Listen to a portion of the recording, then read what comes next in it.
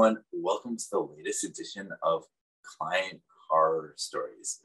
I'm excited today to have James Hush here, and there's a particular few reasons why I'm especially excited for today's episode. And it's the first time in the whole history of the podcast where I've been especially excited. First person I'm speaking to in Asia. And secondly, everyone else that I've interviewed so far has been from the tech development, digital marketing world. And while James is, we're not talking about that. Instead, he has some great stories from his music career long ago. Welcome to this show. Go. So you look like you're about 22. So a long time ago, you were probably a music promoter when you were 8 years old. -3 years old. A precocious little kid in Canada, I see. Mm-hmm. It's funny because there's a lot of my buddies back in my hometown in Canada know me for being a concert promoter, and then I have a lot of, because I moved around a lot. I went from Canada to the States. Now I'm out in Taipei, so a lot of people know me from the tech side.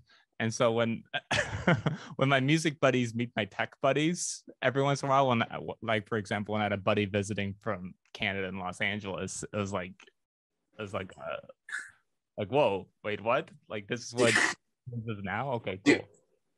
Do you have completely different personalities in each role? You're like the hipster, cool music producer, bouncer type with one group, and then you're like the nerdy software developer with the other type. I have to, like, I want to say change my personality, but I have to play a different role. Was when I'm in a management role, and someone's dropping the ball on the commitment they made. That's when you have to play the role of like, hey, like what's going? You have to be a bit serious. But other than that, I'm pretty much the laid back, friendly guy the entire time. Oh, that's a great point and a great segue into the actual story, because one of the things that's powerful about the story you're about to tell us is that even among different industries, the core principles of dealing with human beings and relationships and solving problems is true among any industry, and widely applicable. Oh yeah, 1,000%. Like, I forget who told me this, but they said computers are easy, people are hard, because computers do what you tell them to, and people not only won't do it, but will regularly act against their best interests, even if it's against their best interests. Totally. And we all know, anyone who's worked with clients knows that for sure.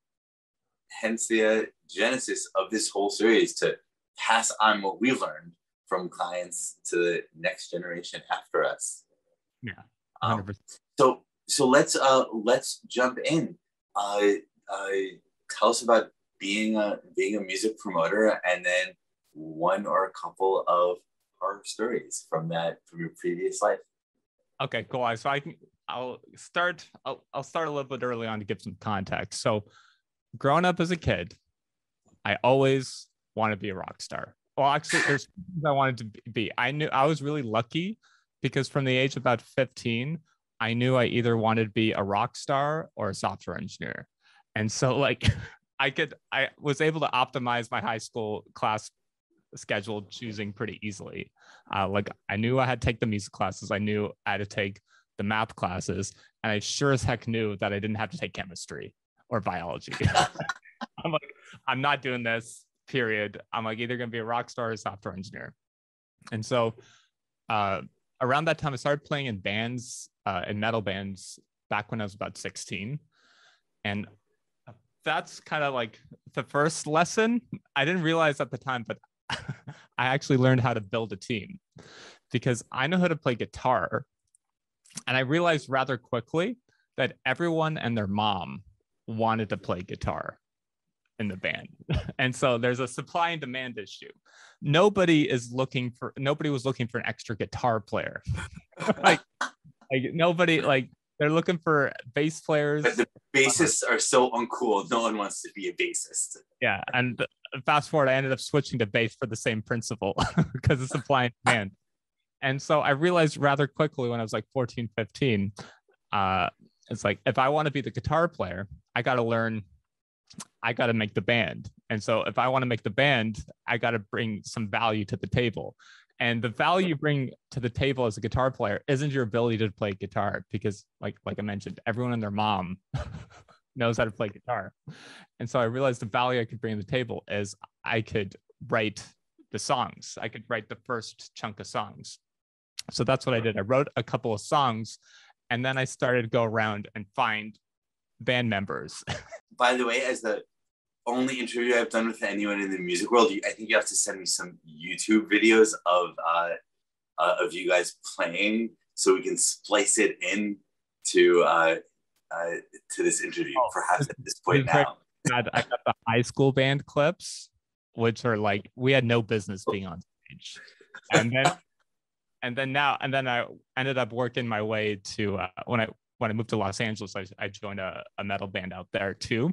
And so you can really see the difference in quality, because the later stuff obviously was a lot better than the earlier stuff. But yeah, I'll send you that over, because I'll make some good video editing.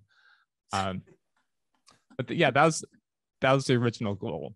And then I started. By the way, just as a comment on that, I think most people don't appreciate the parallels between starting a startup and starting a rock band. I kind of think it's the same thing. Like everyone's like, oh, I'm going to start a startup and make millions of dollars. When it turns out it's a superstar economy, just like making a band. And the way the vast majority of garage bands ends up going nowhere, and then they're like the Beatles that make $1 billion. Vast majority of startups go nowhere, and then there's Facebook. Well, here's the thing too, is like, at least when you join a band, you know you're not gonna, at least like by the time I was, because this was about 10 years ago, the music industry was already in a place where pretty much everyone knew they weren't gonna make money. Because we were playing heavy metal music. Like, we had music screaming in it. Like, no one's paying for that. Like, so at least we knew going in. I think it was kind of similar to, when you sign up for the gym. At first you sign up, you're doing it to, like, maybe you're doing it to impress girls or impress guys. You're doing it to find like a girlfriend, boyfriend. But then you get to a point where you get so buff that really the only person you're impressing is other buff guys. Like, no one's like your six pack except for like other gym people. So that's basically where we were at. The style of music we were playing in high school was, we were practicing guitar so much that the only person who would be impressed with the music we were playing at the time would be like other guitar nerds. And so it's funny, now the music I make now is a lot more simpler and actually easier to play, but it's like sounds 100 times better. like 100 times better. So we learned that was a good lesson of don't overcomplicate stuff, which another kind of funny thing, you learn that as a software engineer pretty quickly. You can always tell who the junior developers are because they keep doing fancy stuff. And the best senior guys I've ever met, all they do is they write a function, they write a test for the function. They don't touch anything else, and they ship it. Love it. Yeah, definitely a lesson that applies over. So, okay. So you're into metal music. You had a band, and this is where in Ontario was it? Windsor, you said? Yeah, this was out in Windsor, Ontario. Windsor. So right by Detroit. And so that's kind of the first step, was I needed to make a product, which is like 30 minutes worth of material to play live. And in order to make that product, I needed team members. So I needed a drummer because I couldn't make any drum beats. I needed a singer, needed a bass player. So I put that all together, managed to convince four people to follow me along, and we had our first goal. Our first goal was to play this high school battle of bands. It was called Laser Palooza because we were the St. Joseph Lasers. And so that was the plan. It's like, okay, this is coming in 4 months. Let's figure it out. Let's work towards it. So we worked towards it, put together set, played that high school show. And then after that gig, we looked at each other and thought like, okay, now what? Like we don't have any shows coming up. We don't have anything. That was like another lesson I learned that I've taken to like my freelancing career now too, is you always have to work on your deal pipeline.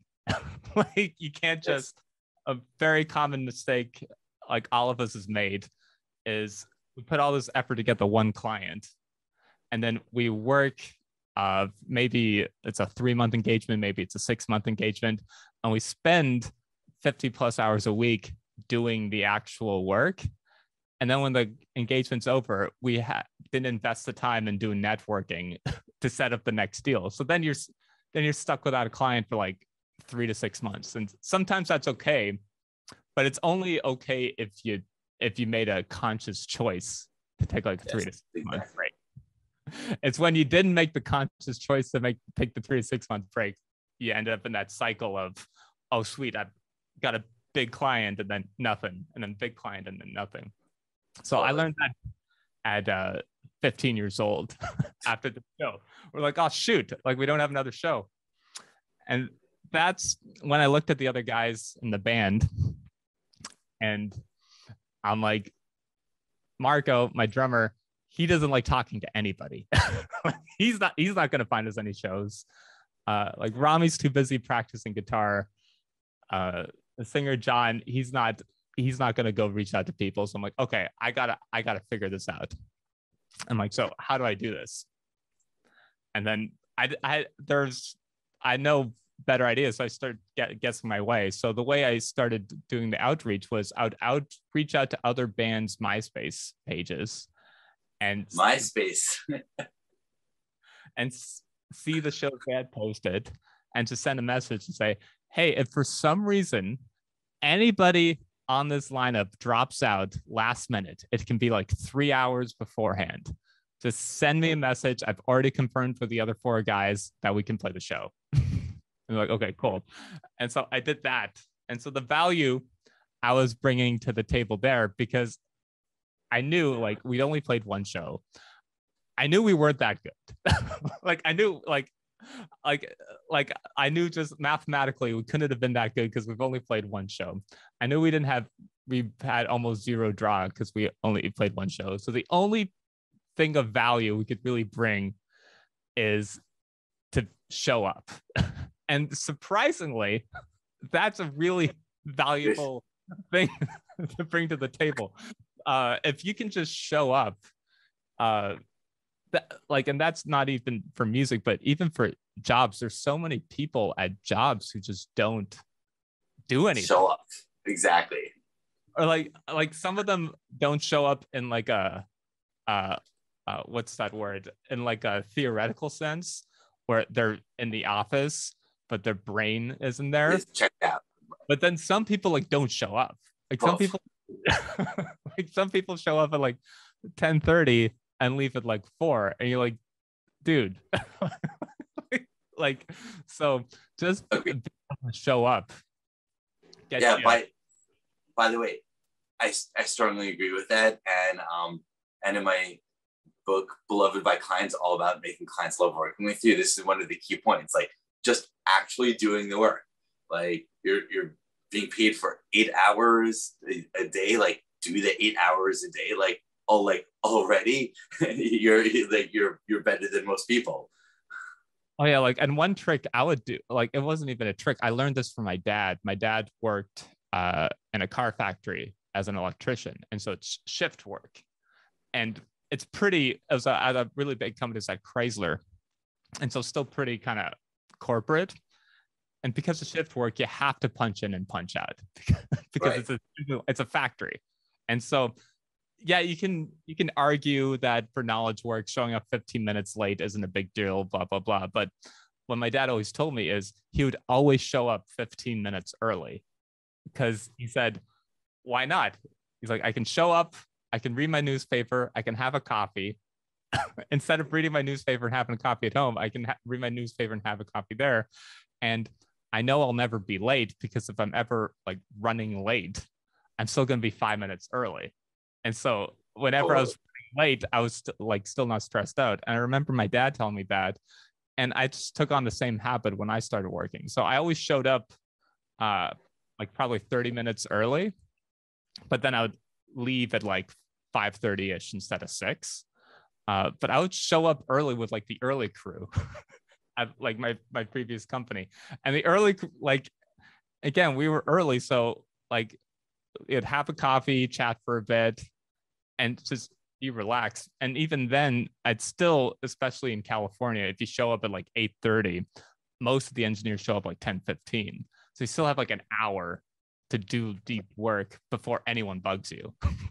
And so, what's also interesting is from the client's eyes, like the client's usually not a developer, not in your industry. Like they hire you as a specialist because they're not. So because they're not a developer or whatever you do, they're looking at all these other clues to try to judge your confidence.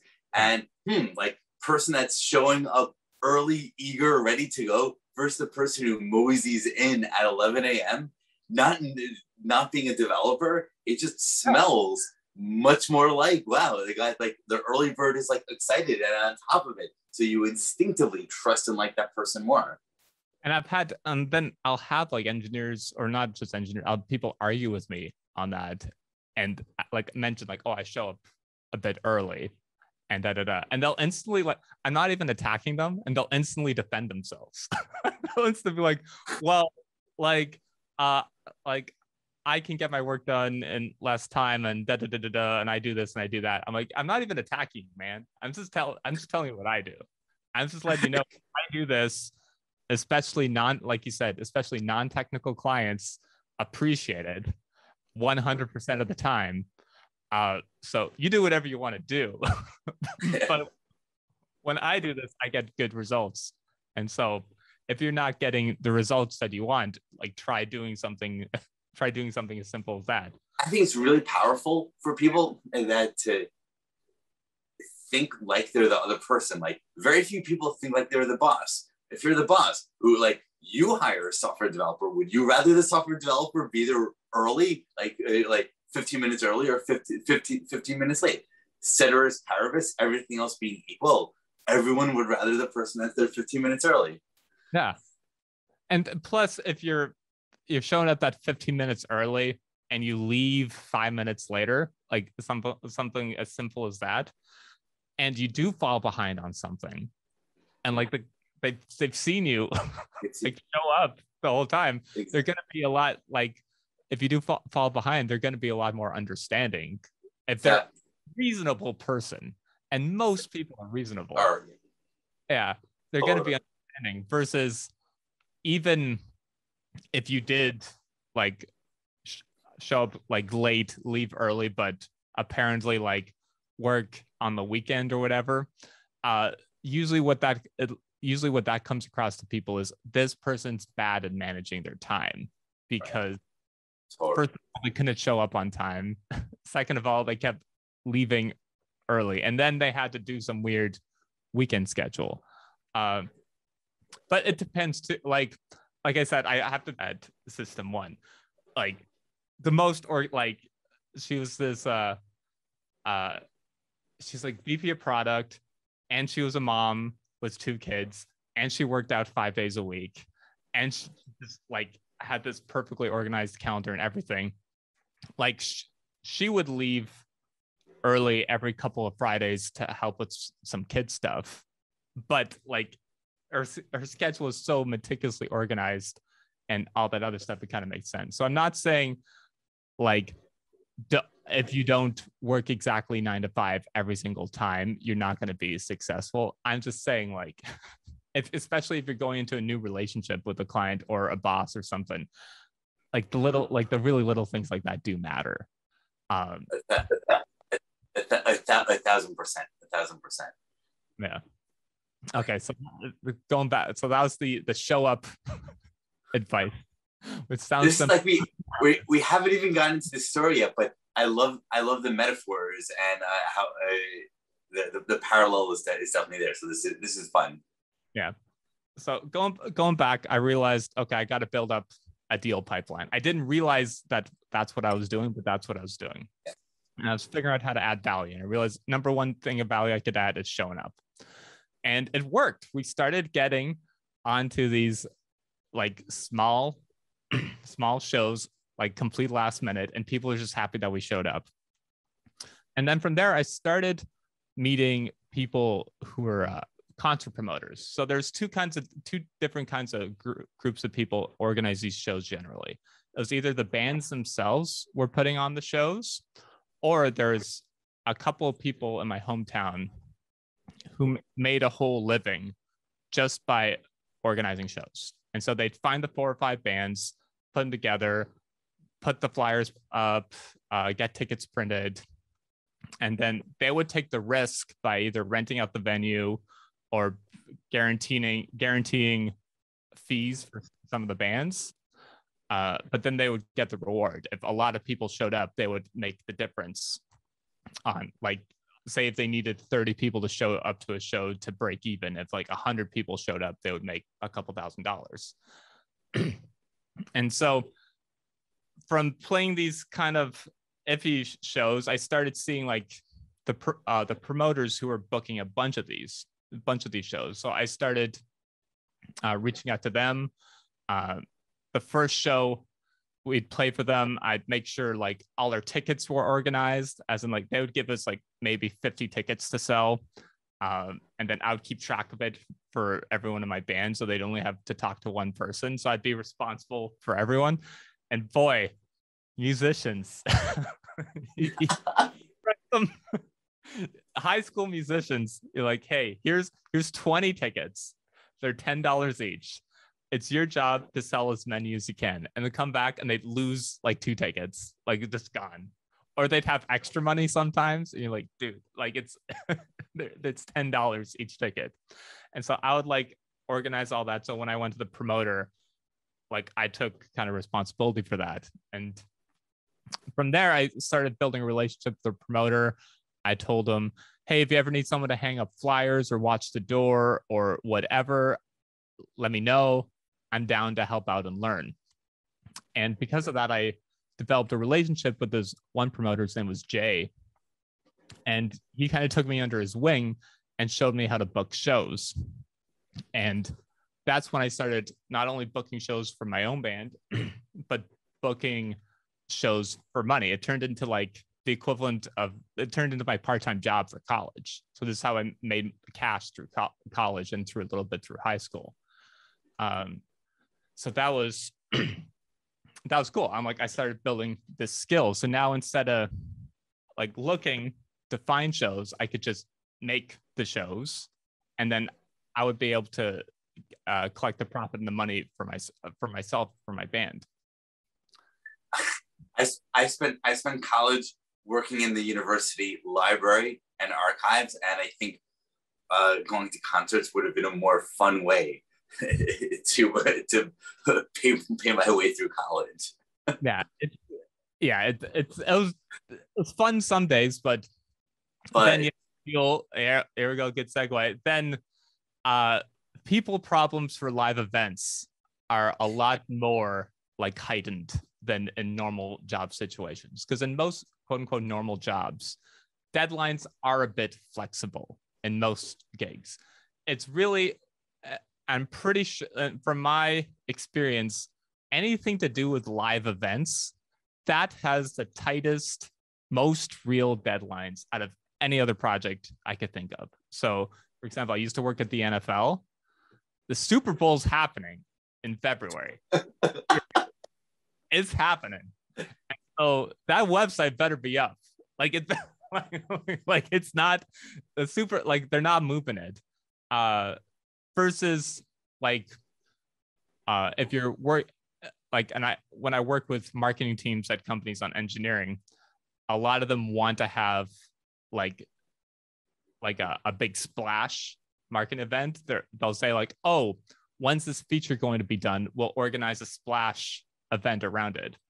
And so a big part of what I do when I go into teams, as I say, Okay, don't listen to the engineers.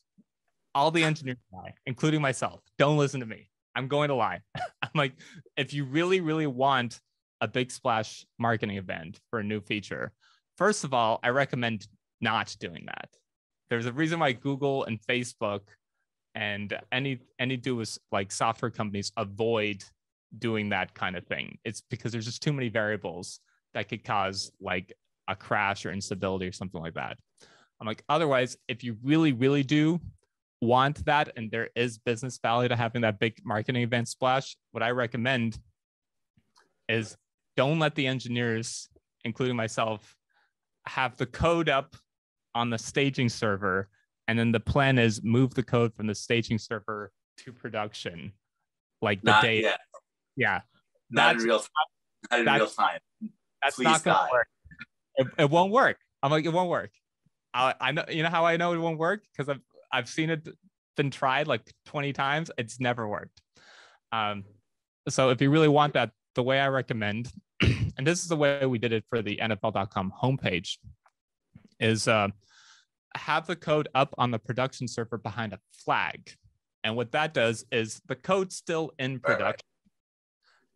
And even then, before you do announce a marketing change, you test it out to a small percentage of traffic in an unrelated market. So a good example is the new NFL.com homepage was actually viewable in parts of South America 2 months beforehand.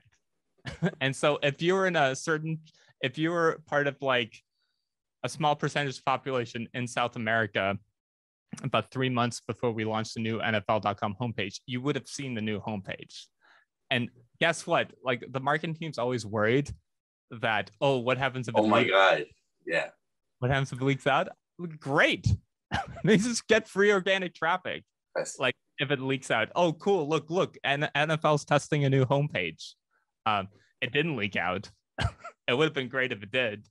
And so that's what I always like, especially to marketing teams. But when you're doing live events, my point is that you just have to. Like that's live event is you can't change the date. You can't change the date. And I agree with that, and I will add to that delays are endemic, especially in software market. Like everything just takes longer. So, and like if you're just launching online marketing campaign, okay, it's not that hard to like turn on all the Google ads a week later than you expected.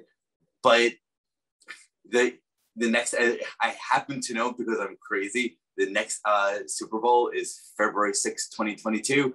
And like that date has been set for years. Yeah, like I actually looked up the 2022 Super Bowl date years ago, and I was like, oh my goodness, I can't believe they chose February 6th, like years ahead. Oh, because not only like yeah, like not only you're not changing it no matter what. Figure out all the logistics for that, but they've made contracts with all the television networks. Totally. Now all the television networks have all their logistics all planned out, and it's a thing. So working in live events when I was younger, because of that, when there's like any sort of people problem during a live event, it's 100 times worse, because like it's got to, like, normally when you're working in a firm and someone comes to you and it's like, oh, this has to get fixed right now. Let's be real, 95% of the time, it doesn't have to get fixed right now. If like the sound isn't working during the concert, it has to get fixed right now. Right now. Totally. Now. So yeah. Totally. So that kind of led to there's a record company called Roadrunner Records, and they're a really, really big heavy metal record company, and they're running a contest called Sign Me to Roadrunner Records. And that was like my favorite record label growing up. And part of the contest was they had this like Battle of the Bands show in Toronto. So normally I would book Battle of the Bands show like on my own to like generate revenue, but I never would have my band play those shows, because those Battle of the Band shows are kind of like those they're kind of like Christmas movies. Like nobody really wants to watch them, but they're low cost, and they're guaranteed to make money because there's always going to be like a family who just wants to go see a Christmas movie with their 4-year-old. And so that means you're turning one ticket is turning into a 4-ticket sale because it's always going to be mom, dad, 2 kids. And so Christmas movies is what funds like Avatar because it costs nothing, guaranteed to make money, versus Avatar cost a gazillion dollars. No guarantees, but for some reason, James Cameron always pulls through a miracle, but one day he might not. But in this example, I thought, okay, let's play it. It's in Toronto, so we can maybe get some connections there. We won't get paid, but you know, it's for Roadrunner Records. We'll meet some Roadrunner people, whatever. So we go to Toronto. We play the show. Show's pretty good.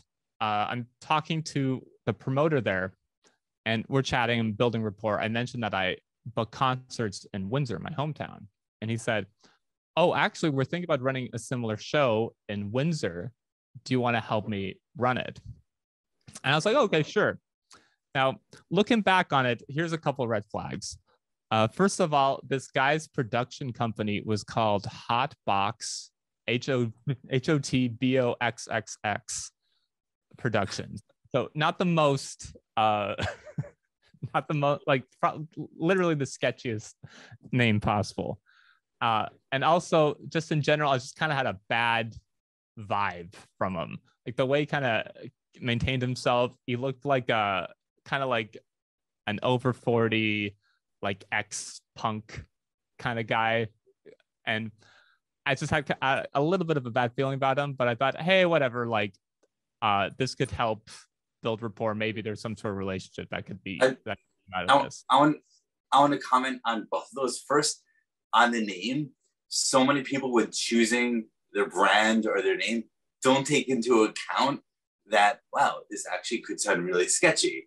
Like triple X, like does that make it sound credible to anyone? Like, so sometimes even if your target market may like it, potential business partners and people you hire may like may be weirded out by it. So that's a factor to take into account. And also on trust your gut, such an important advice. And I think everyone says it and everyone knows it, yet we don't do it because they're always something like, wow, it's Roadrunner Records, or there's some, wow, this is a big famous brand name that even when it smells bad, we ignore our gut too often. You know what helps with trusting your gut? It's whenever I have a weird decision, like whenever I have a decision I'm not too sure about, I'll bounce it off like my girlfriend. and it's funny, like she's great at like, hey, this sounds like the time you did this other thing and then you told me not to do this again. Are you sure you want to do this again? I'm like, oh yeah, you're right.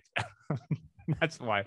So having like a partner or having a close, like I'll bounce ideas off some of my close best friends. I'm like, hey, what do you think of this? And they'll say the same thing. Like, this sounds like the time you did this 8 years ago. Are you sure you want to do this again? I'm like, oh yeah, you're right. So even if you about your gut, having like close friends or a partner that you can bounce the ideas off, that's usually enough to like jumpstart your brain to remember. So I come back to Windsor, I talk to the guy on the phone, and I agree on doing the show with them. So here's 3 problems. Problem number 1, we had no clear terms laid out. So I assumed we'd be splitting the profit 50-50. However, I never clarified that. I never wrote that down. I never asked. So that's on me. That's like classic. In my brain, I had one idea of what the outcome would be, but I never wrote that out or discussed beforehand. Okay. Number 2, not only no clear terms, but all the work was going to be on my plate. So that means finding the venue, delivering the tickets and the flyers, finding the sound person, everything. Basically, all the work was going to be on my plate, and almost zero work was going to be on this other guy's plate.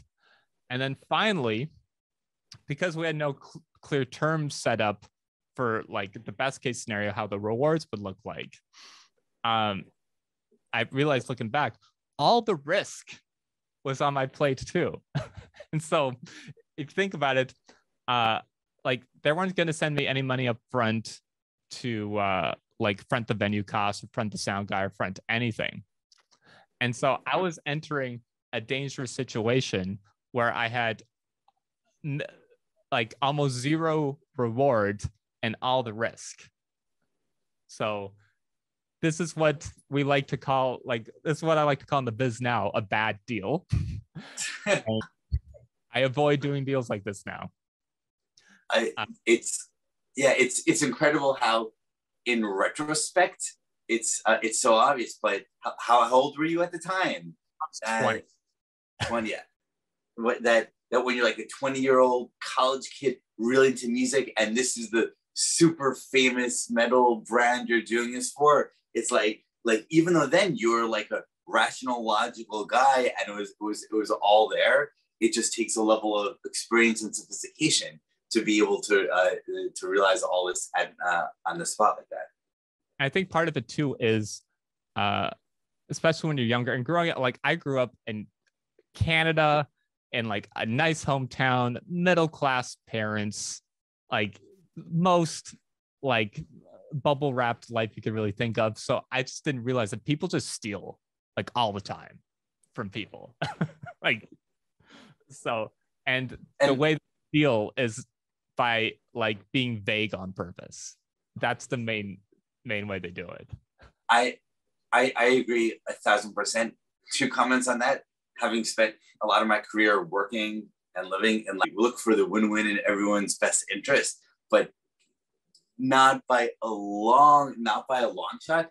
And what I actually think it is I think North Americans are just much better at marketing. That is, they make themselves look better and sound better and hide the stealing, as compared to Latin America, where it's just like right out there. It's would you rather this stealing be out in the open or hidden? Guess what? I kind of appreciate when the bad behavior is right out there in the open, because then I can more clearly understand what's happening and navigate around it. Yeah, that's the key, is navigating around it. And so that's why, like, getting like, and you don't need to even like make a contract, like do a legal contract or anything, especially if it's like under $10,000, $20,000, like not that big of a deal. It's more like just write in the email what you think. Make sure you know what the end result is, like in an email. Because like it's not gonna take someone to court for anything, but like just make sure you're both on the same page of what you think's gonna happen. Writing down the assumptions just goes so far towards clarifying these issues. Just in my methodology, I always insist on like every little thing you think, like no matter how minor, has to be documented. If it's I always tell my teams, if it's not documented and shared, it didn't happen precisely because of this. But at 20, unfortunately, I was not like that either. Yeah, no big deal. So day of the show comes up. Again, there's like 13 bands on this lineup, and anyone who's run events know, like when you have 13 bands, it's such a pain, because if one person is overtime by 5 minutes, it starts pushing everything back and whatever. So it's really, and like, especially being an event organizer, push like one person being off by 5 minutes screws everybody up. And then you have to go to the next band and ask them politely if they could cut out 5 minutes of their set. And I swear, like, if you ever do anything in live events, I do public speaking now. And my main superpower is I used to be an event promoter. And so when event organizers come to me and they're like, yo, James, like so-and-so, like somebody ran 5-10 minutes late, can you cut out like 5 or 10 minutes from your speech? And I always say, yeah, sure.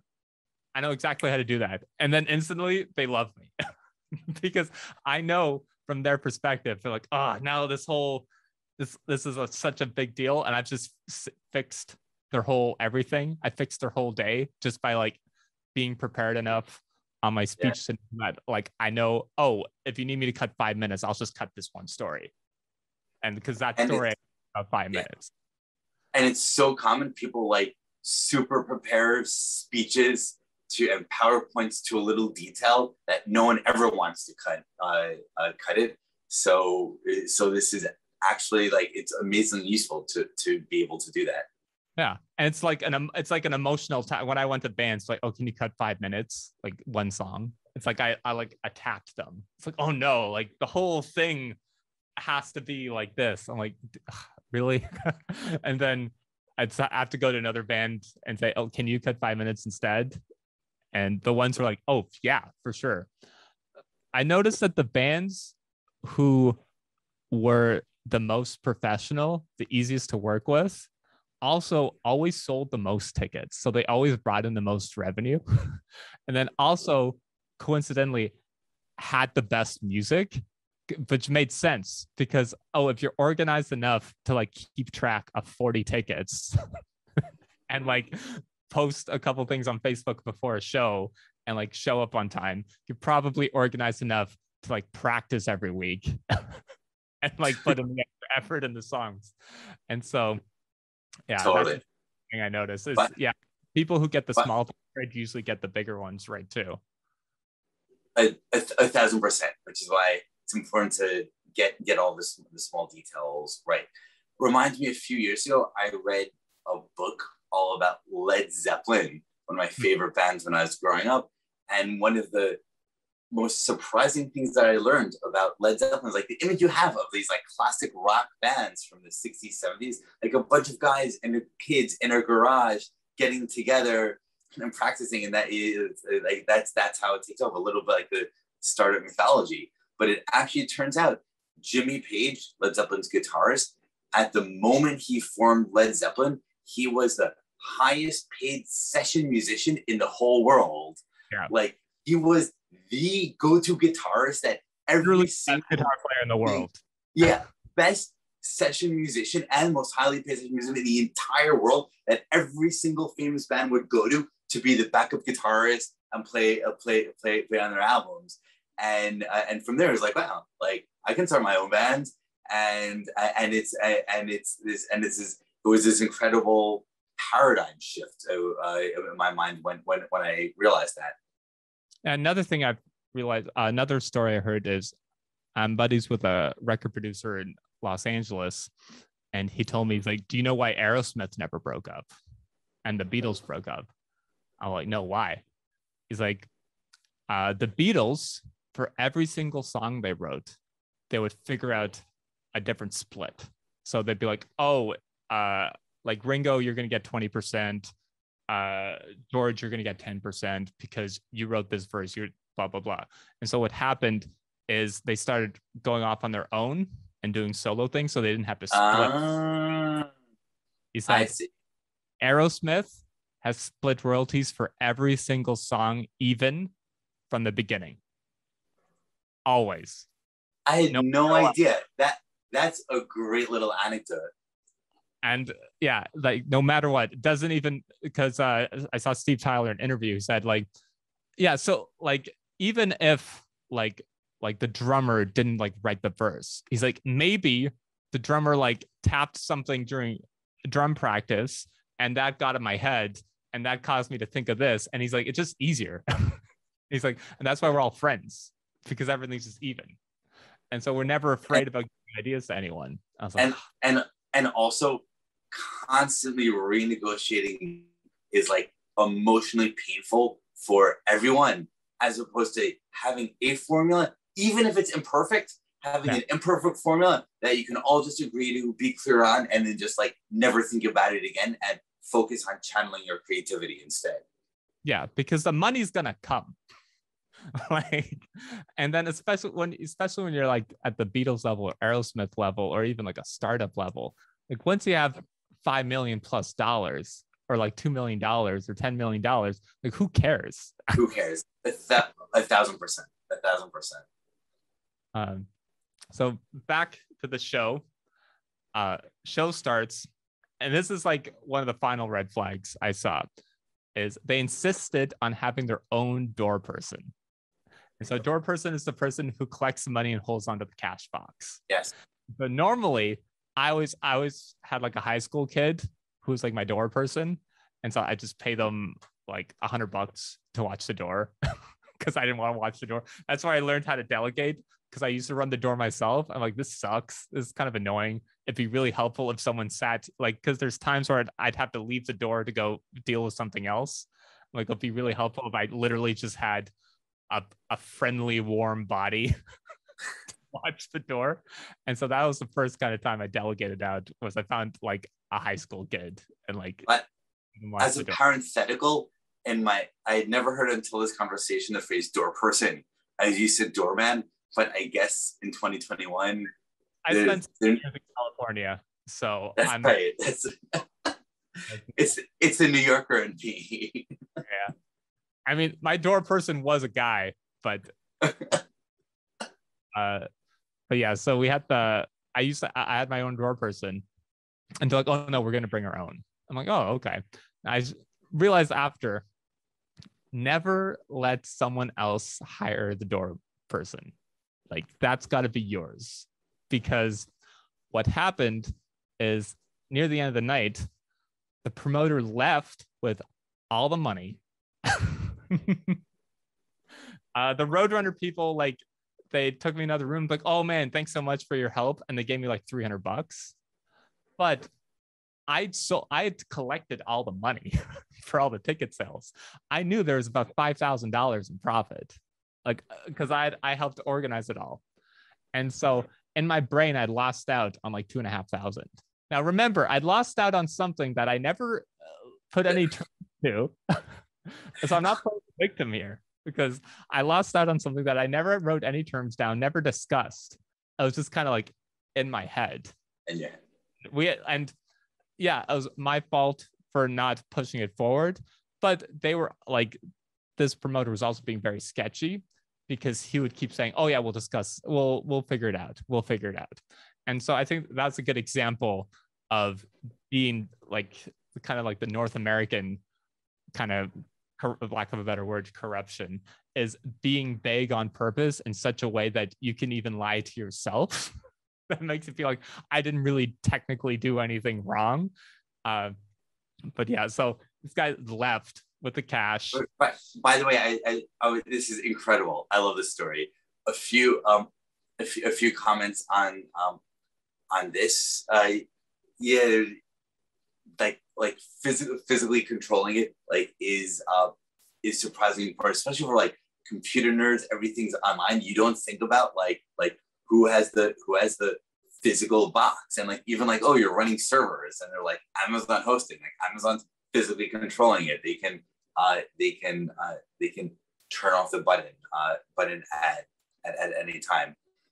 Also for the $300 after all of that, like it's incredible, and I think it also highlights the difference between good behavior and legal behavior. Because what a lot of people say is like, hey, I didn't break the law. Like we never made an agreement, and he was paid for his work. So even there are cases like this all the time. In fact, the majority of the time, where there's no law broken, so it's technically not wrong in this legal way, but it leaves everyone taking advantage of it. And finally, I love your observation that I'll build on what you said, which is the best liars are the ones that lie to themselves. So from this guy's own point of view, like, okay, like I never made a contract with him. Oh, he's probably not doing it for the money. He's probably doing it for, because he wants to be associated and wants to help out. So I'll throw him a few pennies. Like everyone's the good guy and everyone's the hero in their own telling of the story. So I try calling him up, he doesn't pick up the phone. I was like, it's super sketchy. Okay, now here's the twist. Okay, here's the twist. About 3 or 4 months later, this Toronto promoter gives me a call asking if I want to manage another Windsor show the next night. So I obviously said no.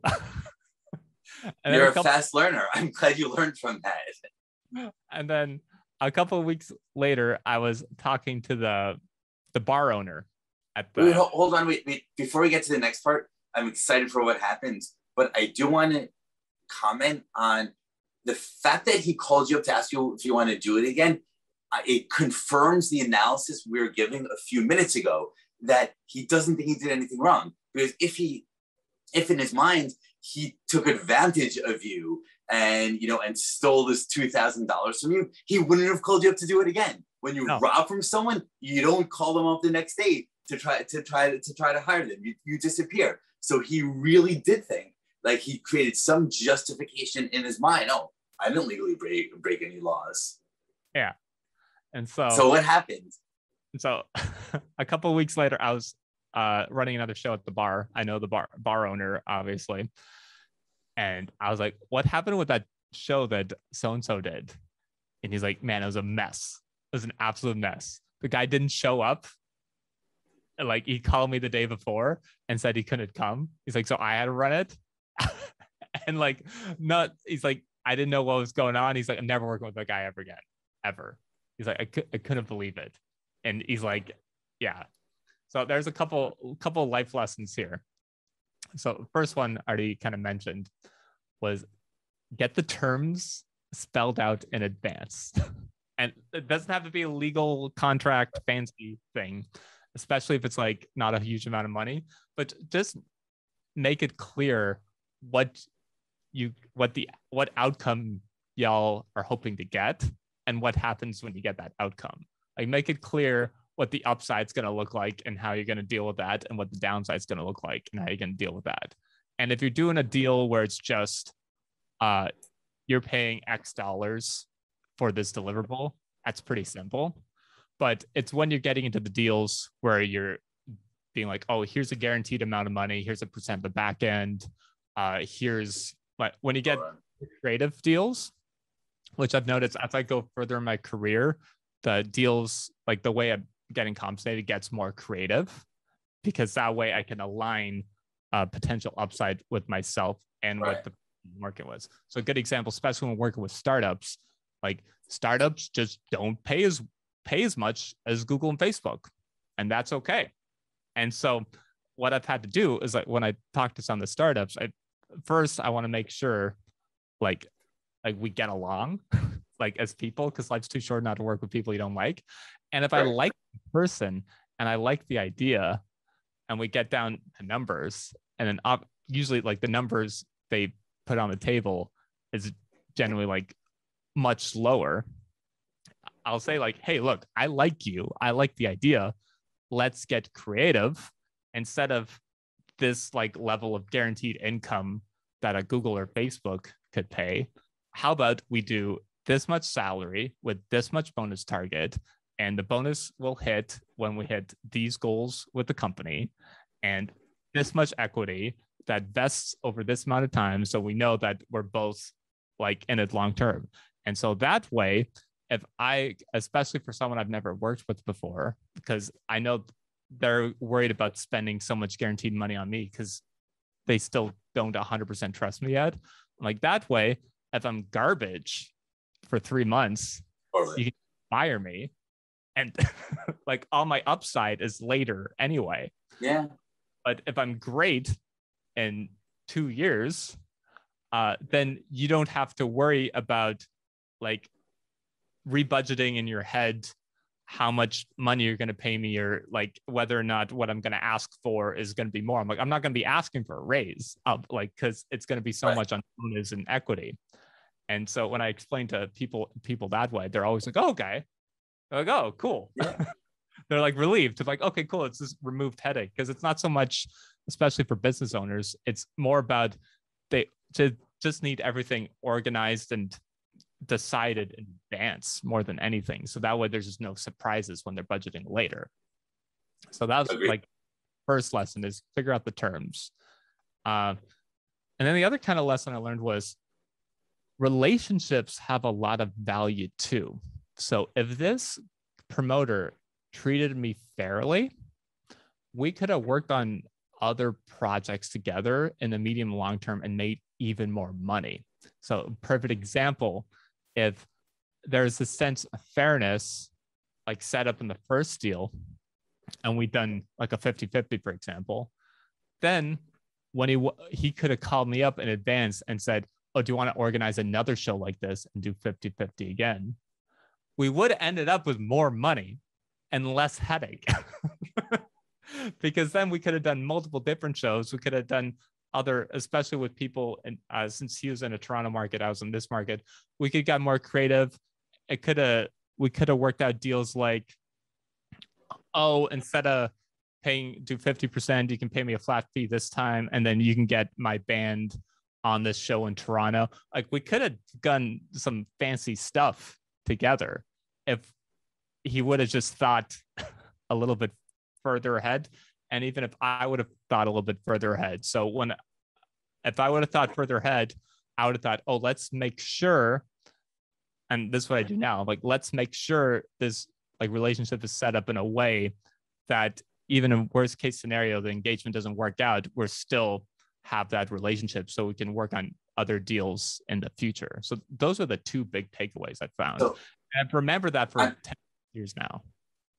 Fantastic lessons. On the second lesson, I definitely agree. I agree with both. But on the second one, I want to comment. It's not even, I think you implied something that I want to be clear on. The 50-50 was in your head. So it's not that 50-50 is fair, because in real life, nothing is ever 50-50. Someone always puts in more, but it's really just having whatever the number was, having it clearly spelled out. For example, you said it made at least $5,000 profit. He paid you $300. If I'm doing the math right in my head, that's about 6%. So rather than you getting 50% of the profit, you got about 6%. So to use totally invented numbers, had he gone to you said, okay, let's do a 40-60 split.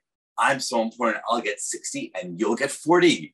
Like, even though that's not 50-50, it's so clear. And you're like, wow, 40% of $5,000 is still $2,000.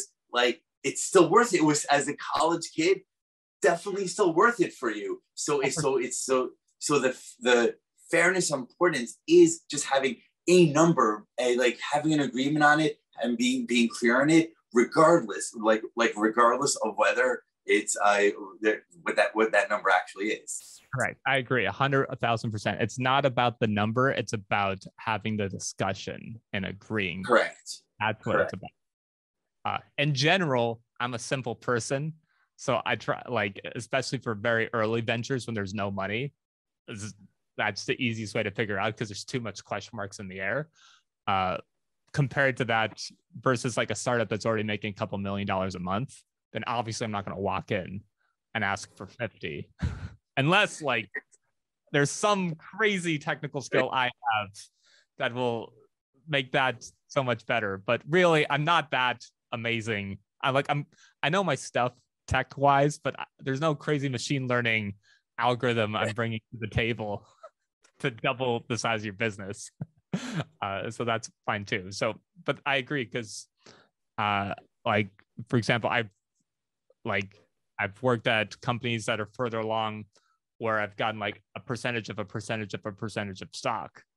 And that was totally worth it, because then they go public and that percentage was like a good chunk of cash. And so I still felt extremely fair. And the fact that we talked about it ahead of time, because this was, a real company that was professional versus some of these, I think a lot of the times too, especially for startups, and there's a lot of parallels between startups and the concept promoting, is it's almost like people are afraid of getting rejected. So I think some of them will think like, oh, so like so-and-so will probably want 50, but I know I'm not going to be able to give them 50. Let's just figure it out later. And then that sets you up for failure too, versus if you can just go and have the conversation right at the beginning and say like, okay, look, realistically, you ain't going to get 50. You're not even going to get 40. you're gonna get like 1. It's like, are you cool Yeah, with that? yeah, I agree. More evidence that the number is less important than having the conversation. And people come emotionally attached to numbers that are randomly. You like 50, you feel equal. And I know people that would rather have 50% of something that's worth 0. And like that causes a company to be driven to the ground. You can't raise investment. You can't do all these different things. If someone has 50% and they won't take any less, as opposed to, hey, I personally would rather have 0.1% of the next Google than 50% of nothing. Or even better, I'll have 0% and just a guaranteed chunk of cash to work with some buddies I like. And when I do like a lot of times, especially for when you're contracting for like larger companies, there's just like, yo, how much does it cost for an engineer? Okay, cool. Here. And then when it's that deal and it's with people I like, I'm like, cool. I like exactly. Love it. James, these are fantastic lessons. In fact, I think you might have inspired me to go find more people completely out of the software and marketing universe in order to share their experiences, because not only are all the parallels there, these are more fun issues to talk about. Everyone in the world loves music, but more than that, when you talk all about your own profession, like everyone has strong opinions. How to manage software developers, agile, you have strong opinions. But when it's a completely different industry that you know nothing about, like concert promoting, it's much easier to see the red flags and think about it with a clarity of mind. Yeah, 100%. And that's why like I do public speaking and training now, and all through my speech, I always have stories from these other industries that I've collected over the last 10 plus years, because I noticed there's so many tech people who do really good job training on like the tactics, like, oh, how to do functional programming better. And what I really cover in my talk is like how to deliver software quickly with less bugs. And so when you get to that kind of a big idea, it's not about whether or not you're using Python or JavaScript. It's about tying in those stories that I've developed from being a concert promoter, or from working in a car factory, or from working in early startups, and kind of figuring out the emotions, figuring out why those emotions happened, and then figure out the big rocks, big ideas that can prevent those things from happening. And what I've realized is 95% of problems in businesses are not that complicated. And so if you just focus on the big ones and then hire the experts to deal with the 1% issues here and there, that's usually been the best route in my experience. Love it. I agree 100%. And on your training, we will link to your site in the show notes as well. And jameshush.com, I think it is, if I remember correctly. I love the first name, last name.com domain. Always easy to remember. James, it was great having you. This was unusually fun. And everyone who made it to the end, I hope you enjoyed it as much as I did. All right. Thanks. Have a great day.